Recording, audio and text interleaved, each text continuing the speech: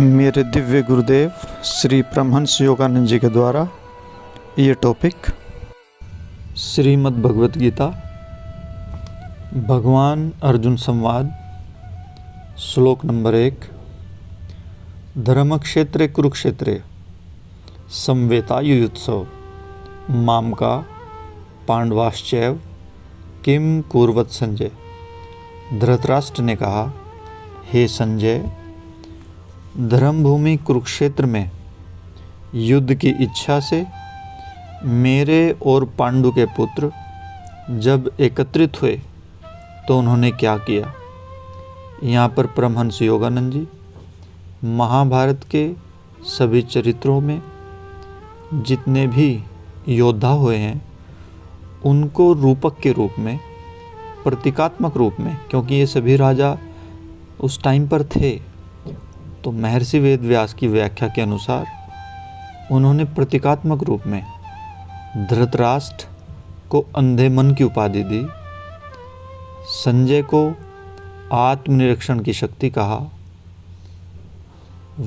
कौरव वंश को दुष्ट आवेशपूर्ण मानसिक व इंद्रियां प्रवृत्ति कहा, धर्मात्मा पांडु के पुत्रों को शुद्ध विवेकशील प्रवृत्तियां कहा, धर्म क्षेत्र को पवित्र मैदान कहा, कुरुक्षेत्र को शारीरिक गतिविधि का क्षेत्र कहा।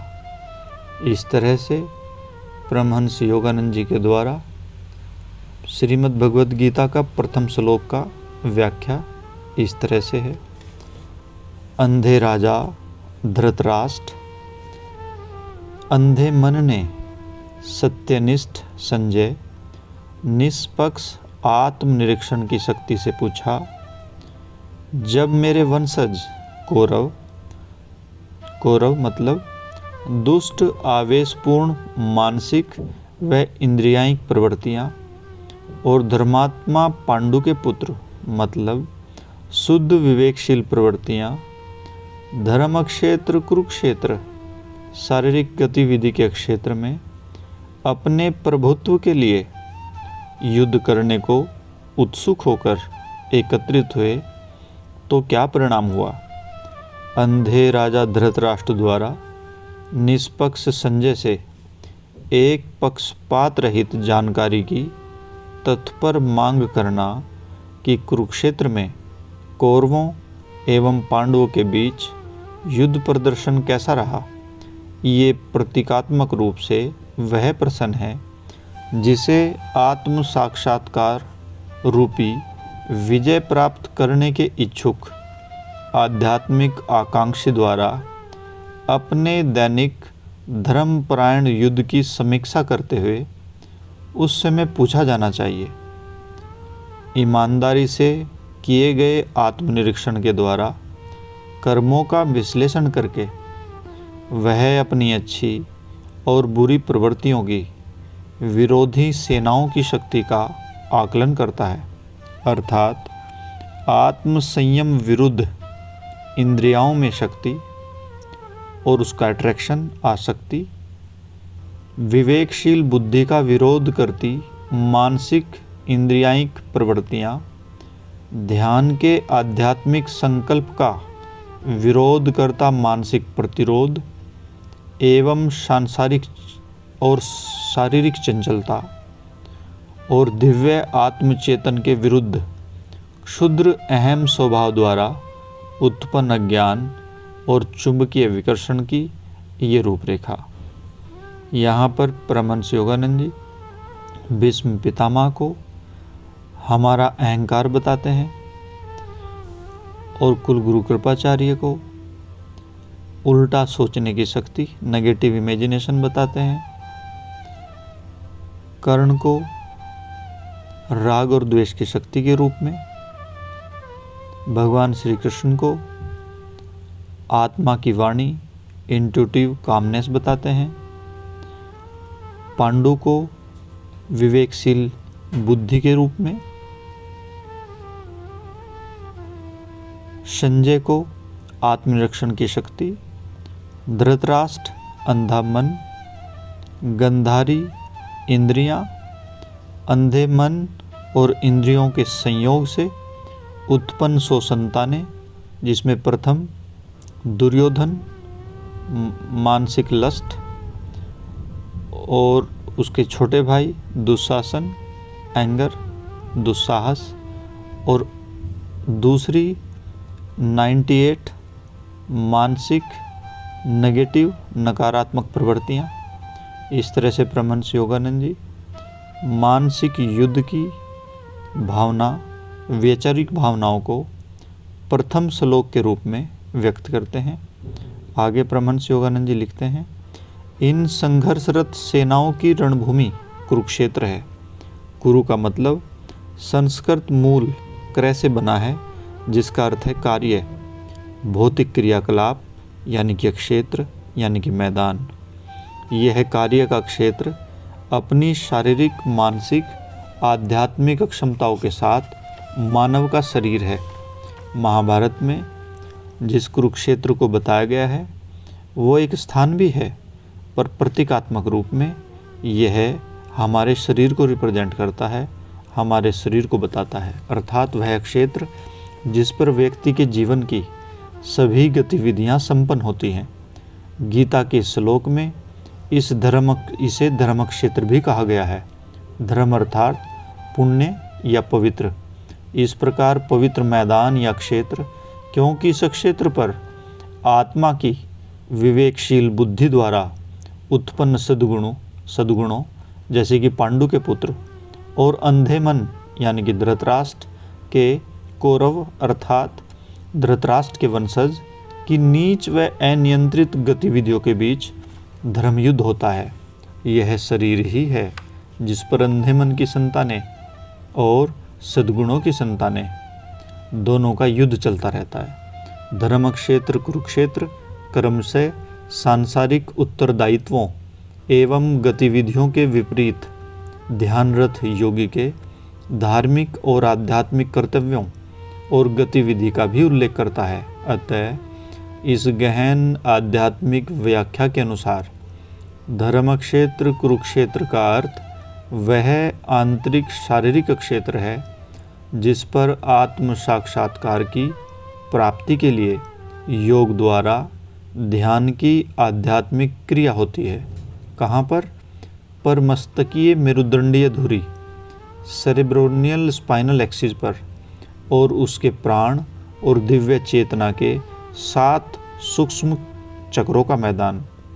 इस मैदान पर प्रतिस्पर्धा करती, कंपटीशन करती 2 विरोधी शक्तियाँ अर्थात चुंबकीय शक्तियाँ जो कि विवेकशील बुद्धि और इंद्रिय सचेत मन। शुद्ध विवेकशील बुद्धि का प्रतीक पांडु कुंती का पति है। कुंती अर्जुन व अन्य पांडव राजकुमारों की माँ है जो सांसारिकता के त्याग के धर्मपरायण सिद्धांतों को समर्थन करते हैं।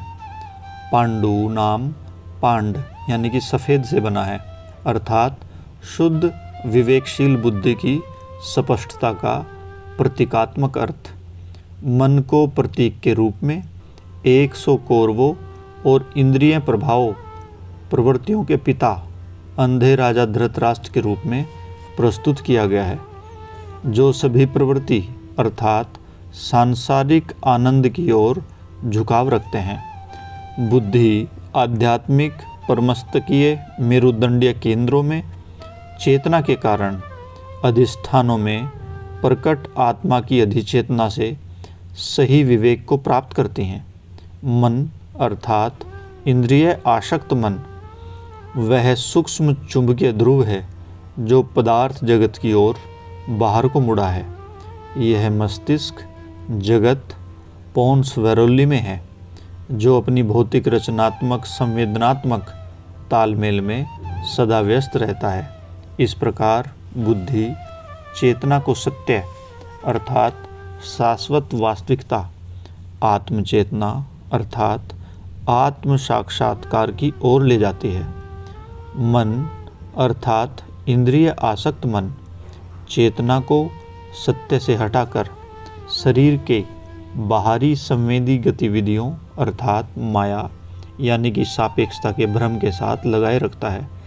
धृतराष्ट्र का नाम धृत, जिसका अर्थ है पकड़ कर रखना या थाम कर रखना या कसकर या खींच कर रखना, एवं राष्ट्र राज्य से, जिसका अर्थ है शासन करना। निहित अर्थ के द्वारा हमें प्रतीकात्मक अर्थ प्राप्त होता है। धृतराष्ट्र येन अर्थात जो इंद्रियाओं के राज्य को थामता है, अर्थात जो दृढ़ता से इंद्रियाओं की लगाम पकड़कर शासन करता है। मनस अथवा इंद्रिय चेतना इंद्रियाओं को समन्वित करता है। जैसे लगाम रथ के कई घोड़ों को एक साथ रखती है। शरीर रथ है, आत्मा रथ का स्वामी है, बुद्धि सारथी है, इंद्रियाएं घोड़े हैं। मन को अंधा कहा जाता है क्योंकि यह इंद्रियाओं एवं बुद्धि की सहायता के बिना देख नहीं सकता। रथ की लगाम घोड़ों के आवेगों और सारथी के मार्गदर्शन को प्राप्त एवं प्रेषित करती हैं। इसी प्रकार अंधा मन स्वयं न तो जानता है और न ही मार्गदर्शन करता है, वह केवल इंद्रियाओं से संवेदन प्राप्त करता है और ज्ञान के निष्कर्षण और निर्देश प्रेषित करता है।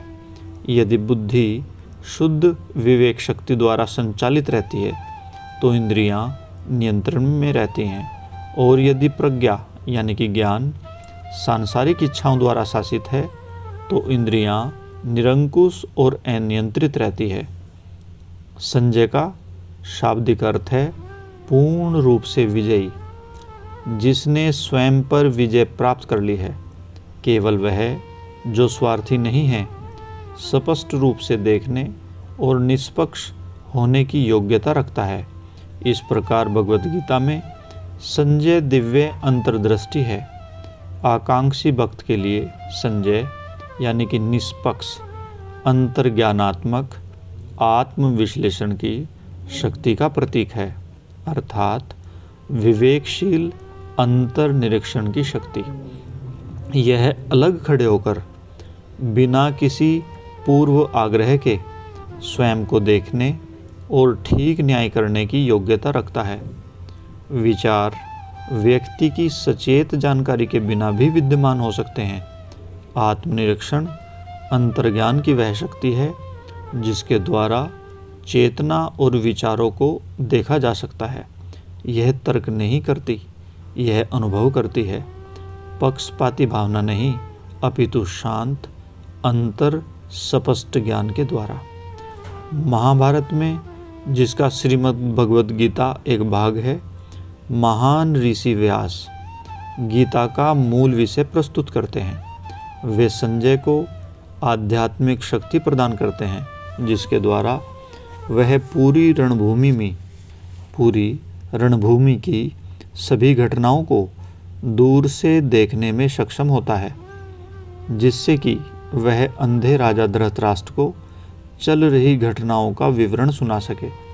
इसलिए कोई भी प्रथम श्लोक में राजा की पूछताछ को वर्तमान काल में होने की अपेक्षा रखेगा। लेखक महर्षि वेदव्यास ने जानबूझकर संजय से गीता संवाद का पूर्व घटित वर्णन करवाया और क्रिया के भूतकाल का प्रयोग किया। जैसे कि प्रथम श्लोक में पूछा गया, उन्होंने क्या किया हे संजय। यह कुशाग्र बुद्धि छात्रों के लिए एक स्पष्ट संकेत है कि गीता उत्तरी भारत में कुरुक्षेत्र के मैदान की ऐतिहासिक युद्ध की बात केवल संयोगवश कर रही है। मुख्यतः महर्षि वेदव्यास एक सार्वभौमिक युद्ध का वर्णन कर रहे हैं, वह जो मनुष्य के जीवन में नित्य होता ही रहता है। यदि महर्षि व्यास केवल एक वास्तविक युद्ध जो उस समय कुरुक्षेत्र के मैदान पर हो रहा था की प्रगति का विवरण देना चाहते तो धृतराष्ट्र के द्वारा दूत संजय से वर्तमान काल में बुलवाते और वो कहते, मेरे बच्चे और पांडु के पुत्र अब क्या कर रहे हैं। जबकि प्रथम श्लोक में कहा गया है, उन्होंने क्या किया, यानी कि भूतकाल। यह एक महत्वपूर्ण विषय है। श्रीमद् भगवद गीता का कालजयी संदेश केवल एक ऐतिहासिक युद्ध से ही संबंधित नहीं, अपितु अच्छाई और बुराई के बीच ब्रह्मांडीय संघर्ष का उल्लेख भी करता है। जीवन को परमात्मा और जड़ पदार्थ, आत्मा और शरीर, जीवन और मृत्यु, ज्ञान और अज्ञान, स्वास्थ्य और रोग, अपरिवर्तनशीलता और क्षणभंगुरता, आत्मनियंत्रण और प्रलोभन, विवेक शक्ति और अंधे इंद्रिय मन के बीच युद्धों की एक श्रृंखला के रूप में है। इसलिए महर्षि व्यास जी द्वारा जो प्रथम श्लोक में क्रिया के भूतकाल का उपयोग यह इंगित करने के लिए किया गया है कि मन में दिन भर के संघर्षों की समीक्षा करने के लिए आत्मनिरीक्षण की शक्ति का आह्वान किया जा रहा है, जिससे अनुकूल और प्रतिकूल परिणामों का निर्धारण किया जा सके। प्रथम श्लोक पर विस्तृत टिप्पणी। जीवन का युद्ध।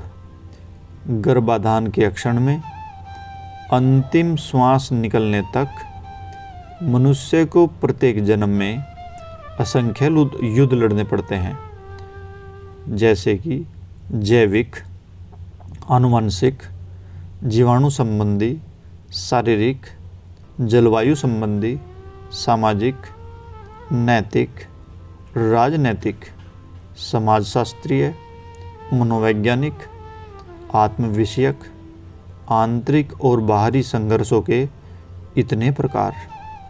अच्छी और बुरी प्रवृत्तियों में प्रत्येक मुठभेड़ में विजय के लिए प्रतिस्पर्धा है, कंपटीशन है। गीता का पूर्ण रूप से जो उद्देश्य है, मनुष्य के प्रयासों को धर्म की ओर ले जाना। परम लक्ष्य है आत्म साक्षात्कार। मनुष्य के सच्चे स्वयं की, उसकी आत्मा का बोध, जो ईश्वर के प्रतिबिंब के रूप में बना है और परमात्मा के नित्य उपस्थित, नित्य चेतन, नित्य नवीन परमानंद से एक है। प्रत्येक जन्म में आत्मा का पहला संघर्ष पुनर्जन्म की खोज कर रही अन्य आत्माओं से होता है। एक नए मानव शरीर के निर्माण के लिए शुक्राणु और अंडाणु के मिलन के साथ ही प्रकाश की एक कौंध अचानक सूक्ष्म जगत में प्रकट होती है, जो जन्मों के बीच आत्माओं का स्वर्गीय घर है।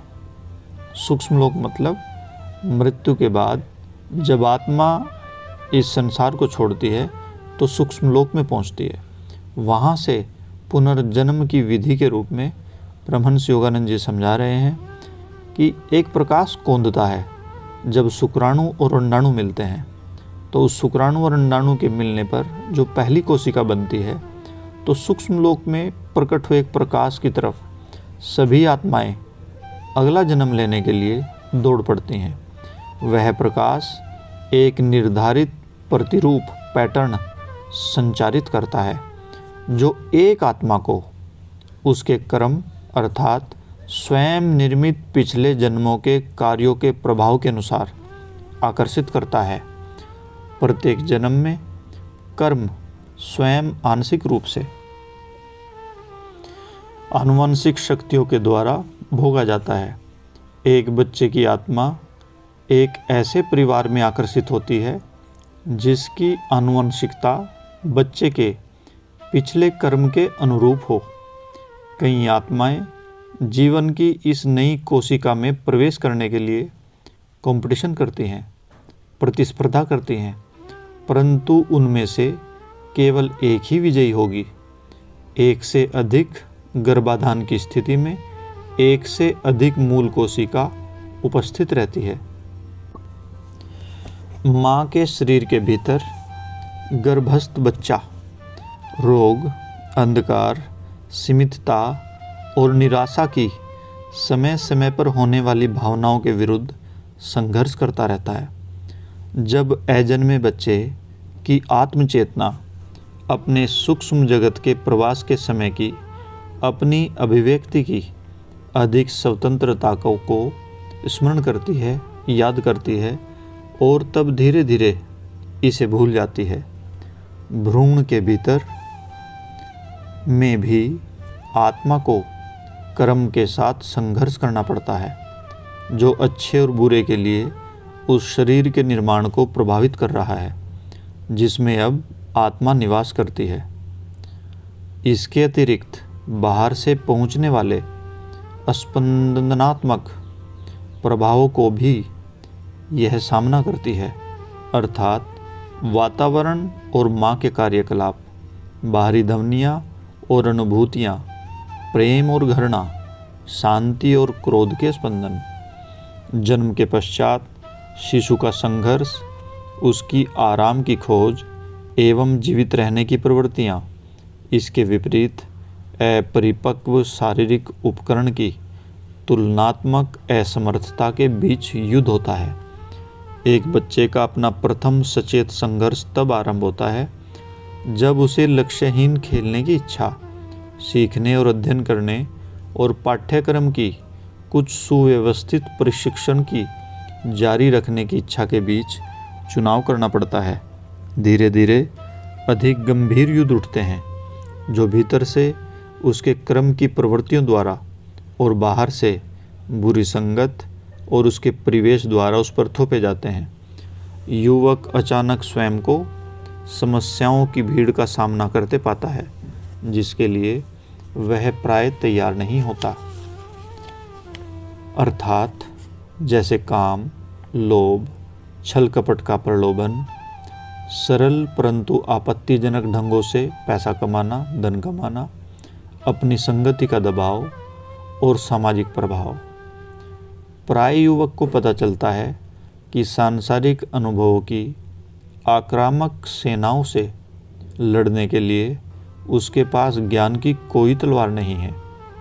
यह वयस्क जो अपनी ज्ञान और आध्यात्मिक विवेक की सहज शक्तियों का विकास एवं प्रयोग किए बिना रहता है, उसे निष्ठुरता से यह पता चलता है कि उसके शरीर एवं मन का राज्य दुखकारी अनुचित इच्छाओं, विनाशकारी आदतों, असफलता, अज्ञानता और दुख के विद्रोहियों के अधीन हो गए हैं। कुछ लोग ही जानते हैं कि उनके राज्य में निरंतर एक युद्ध की स्थिति बनी हुई है। कौन से युग की? वैचारिक युद्ध की। प्राय जब विनाश लगभग पूरा हो जाता है तब असहाय होकर लोग अपने जीवन के दुखद विनाश को समझ पाते हैं। स्वास्थ्य, समृद्धि, आत्मनियंत्रण और ज्ञान के लिए मनोवैज्ञानिक संघर्ष प्रत्येक दिन नए सिरे से आरंभ किए जाने चाहिए ताकि मनुष्य जीत की ओर आगे बढ़ सके तथा अज्ञानता के विद्रोहियों द्वारा अधिकृत आत्मा के प्रदेश को एक एक कर पुनः प्राप्त किया जा सके। जब जो योगी जागृत होता, मनुष्य स्वयं को आत्मा की आंतरिक आध्यात्मिक राज्य यानी कि मेरुदंड और मस्तिष्क में प्राण और दिव्य चेतना के सूक्ष्म चक्रों में पुनर्स्थापित करने की चेष्टा करता है, उस समय वह केवल सभी लोगों द्वारा लड़े जाने वाले बाह्य युद्धों का ही सामना नहीं करता, अपितु आंतरिक चंचलता की नकारात्मक शक्तियाँ जैसे मन और इंद्रियां चेतना से उत्पन्न होने वाली और अपनी ध्यान करने की इच्छा एवं प्रयास की सकारात्मक शक्ति जो बुद्धि द्वारा समर्थित है के बीच में एक आंतरिक संघर्षों का सामना भी करता है। इसलिए भगवद गीता अपने प्रथम श्लोक में ही रात्रि के आत्मनिरीक्षण को मनुष्य की प्रमुख आवश्यकता बताती है कि हर रात्रि में हमें आत्मनिरीक्षण करना चाहिए ताकि वह स्पष्ट रूप से देख सके कि अच्छाई अथवा बुराई में कौन सी शक्ति ने आज के दिन का युद्ध जीता।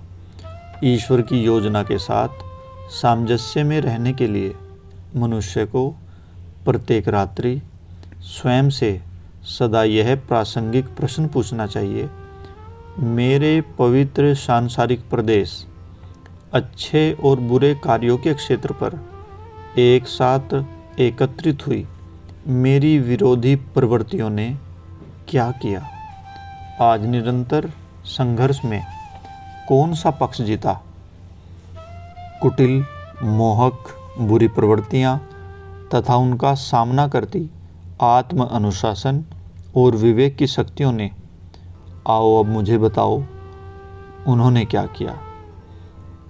एकाग्रचित ध्यान के प्रत्येक अभ्यास के पश्चात योगी अपने आत्मनिरीक्षण की शक्ति से पूछता है, पर मस्तकीय मेरुदंडीय धुरी के चेतना क्षेत्र में और शरीर की संवेदी गतिविधियों के क्षेत्र में एकत्रित हुए युद्ध करने को उत्सुक, चेतना को बाहर की ओर खींचने का प्रयास करने वाली मानसिक इंद्रिया शक्तियाँ एवं आत्मा की विवेकशील प्रवृत्तियों की संतानें जो आंतरिक राज्य पुनः प्राप्त करना चाहते हैं, उन्होंने आज क्या किया। आज के दिन कौन जीता। साधारण व्यक्ति युद्ध में घिरे हुए एक घायल योद्धा की भांति युद्धों के साथ बहुत परिचित रहता है, परंतु उसके अव्यवस्थित प्रशिक्षण में प्राय युद्ध के मैदान की समझ तथा विरोधी शक्तियों के आक्रमणों के पीछे के विज्ञान के ज्ञान की कमी रहती है, जो ज्ञान उसकी विजयों में वृद्धि एवं उलझनकारी पराजयों को कम करेगा। कुरुक्षेत्र के युद्ध के ऐतिहासिक कथन में पांडु के महान पुत्रों ने अपने राज्य पर सदाचार से शासन किया, जब तक कि राजा दुर्योधन अंधे राजा धृतराष्ट्र के शासन कर रहे दुष्ट पुत्र ने चतुराई से पांडवों का राज्य छीनकर उन्हें निर्वासित नहीं कर दिया। प्रतीकात्मक रूप से शरीर और मन का राज्य उचित रूप से राजा आत्मा और उसकी सदाचार की उच्च प्रवृत्तियों रूपी नेक प्रजा के हैं, परंतु राजा अहम और उसकी नीच प्रवृत्तियां रूपी दुष्ट संबंधियों ने छल से सिंहासन को छीन लिया है। जब राजा आत्मा अपने राज्य को पुनः प्राप्त करने के लिए उठता है तो शरीर एवं मन युद्ध का मैदान बन जाते हैं। राजा आत्मा अपने शारीरिक राज्य पर कैसे शासन करता है, इसे गंवा देता है और पुनः प्राप्त करता है। यही गीता का सार है। जय गुरु जी।